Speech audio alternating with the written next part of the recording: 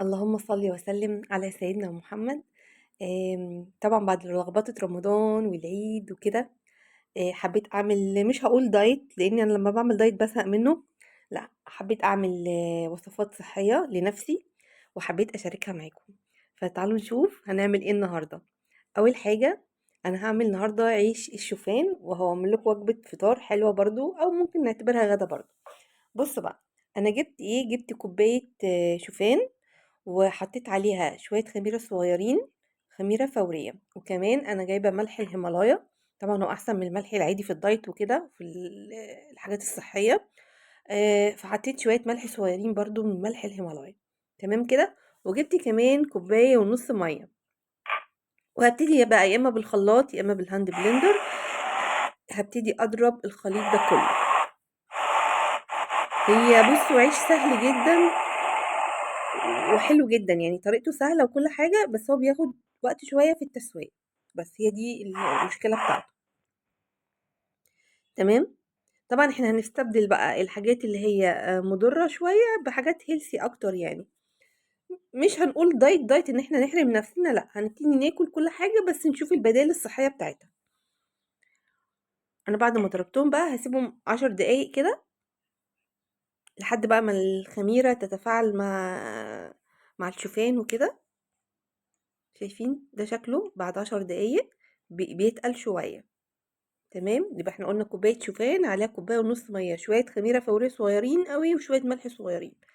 جبت الطاسة بتاعتي بقى وهسخنها كويس جدا، ويفضل طبعا هي تكون تيفال او جرانيت او كده، ما ينفعش في الطاسة العادية. خلاص سخنتها كويس، وابتدي بقى اصب كده بالشكل ده. شايفين؟ واعمل الحركة دي عشان يتفرد معايا، وهسيبه بقى لحد لما يشمع من تحت ويبتدي ياخد لون، وهبتدي بقى ايه اقلبه. تمام. اهو بدأ يعني يشمع معايا من تحت كده. مش هستعجل عليه خالص، على نار هادية يا جماعة، خالص نار هادية. الرغيف الواحد بياخد بتاع 10 دقايق في التسوية. هو للأسف بيطول شوية بس النتيجة بتطلع كويس. وابتدي اعمله من الناحية التانية نفس الكلام، ومن وقت للتاني بضغط عليه، وهوريكم ازاي دلوقتي. شايفين؟ بضغط عليه كده من وقت للتاني من ناحيتين، اقلبه واضغط. ده بيساعد ان هو كمان معايا يستوي وينتفخ. هتشوفوه هو بينتفخ معايا برضو. تمام. هو برضو في مشكلة تانية، هو بيبقى مستوي شكله باين، ما نستعجلش عليه لان هو بيبقى شكله باين مستوي من بره، ومن جوه بتلاقيه شوية لسه مستواش قوي. خلاص. فانا بصبر عليه على قد ما اقدر. لو بعد ال10 دقايق شوفوا هو انتفخ معايا اهو، شايفين؟ ما شاء الله عليه، يعني ممكن افتحه واعمله سندوتش، احلى سندوتش. لو بقى بصوا، لو فتحناه بعد ال10 دقايق ولسه تحسوا ان هو مستواش قوي من جوه، لو عندنا ميكروويف بحطه فيه نص دقيقة. تمام. هتلاقيه بقى زي الفل معايا، او زي ما احنا شايفين. لو ما عنديش ميكروويف هصبر عليه شوية. بصوا انا بوريكم اهو. انا بعد ال10 دقايق احيانا بتلاقيه ايه لسه شوية عايز يستوي سيكة يعني، فممكن في الوقت ده احطه في الميكروويف. تمام. تمام. هنخلص بقى بقية الكمية. هو عمل معايا المقدار ده، عمل معايا ال4 أرغفة دول. طبعا طري وجميل، عايزة اخليه كريسبي بصبر عليه اكتر.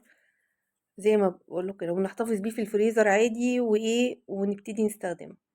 هعمل معاكم بقى وجبة دي كانت فطار معاك ساندوتش. عندك بقى خيار، جزر، الخضروات اللي عندك كلها، جرجير، خس، بقدونس، كزبرة خضراء، كل ده جميل جدا. سبانخ حلوة قوي لما تاكلوها كده يا جماعة وهي خضراء، على فكرة تحفة. انا بحبها اكتر من الجرجير كمان. جربوها كده، اللي ما جربهاش قبل كده يجربها، والله حلوة قوي. زي الجرجير بالظبط بس من غير الطعم اللي فيه غضاضة شوية كده. الجرجير له طعم كده مميز بيه، لا هي دي ما بتحسهاش خالص في السبانخ. طبعا اهم حاجة طبعا ان انا اعمل الطبق بتاعي بشكل حلو كده يفتح النفس. تمام.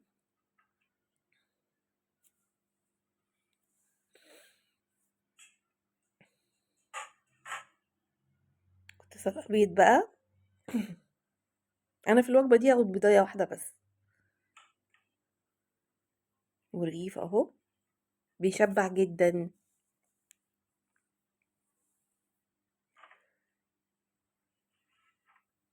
المخللات برضو اللي مصنوعة في البيت بتبقى حلوة قوي، لو جايبها من بره اغسلها كويس. عندك زيتون، خيار مخلل انتي عاملاه، اي مخللات كده كلي منها بسيط يعني حلوة برضو. في ناس تقول المخلات ده كلي يعني بملح حلو، يعني ملح الهيمالايا ده ممكن استخدمه في التخليل. مش هنحرم نفسنا يا جماعة، هناكل كل حاجة، بس نشوف البدائل الصحية بتاعتها. حطيت طبعا ملح وفلفل. انا جايبة كام منتج كده هجربه معاكم، في حاجات انا هجربها لأول مرة ونشوف نعمل بيها وصفات جديدة. اللي حابب بقى يبدأ معايا دايت او ياكل اكل صحي يبدأ معايا. طبعا ما بين الوجبات الصحية ممكن اقدم لكم اكل عادي، لان طبعا البيت عندي طبعا مش كل البيت عامل دايت او كده. فممكن تلاقوا الفترة الجاية برضو هقدم اكل كده واكل كده.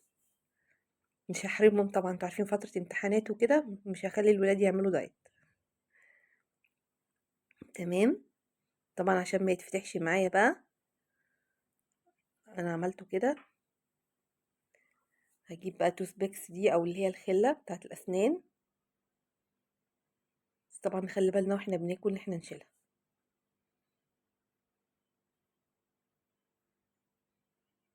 وجبة سهلة وجميلة وصحية، وممكن معاها اي مشروب بقى بدون سكر او سكر ستيفيا.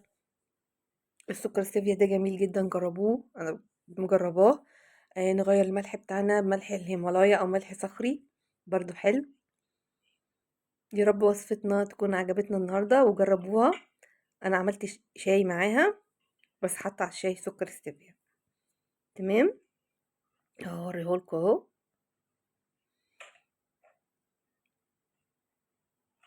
البدائل دي كلها حلوه، وادعوا لي طبعا ان انا استمر، لان طبعا ساعات الواحد بيكسل في نص الطريق، فشجعوني تعالوا نشجع بعض.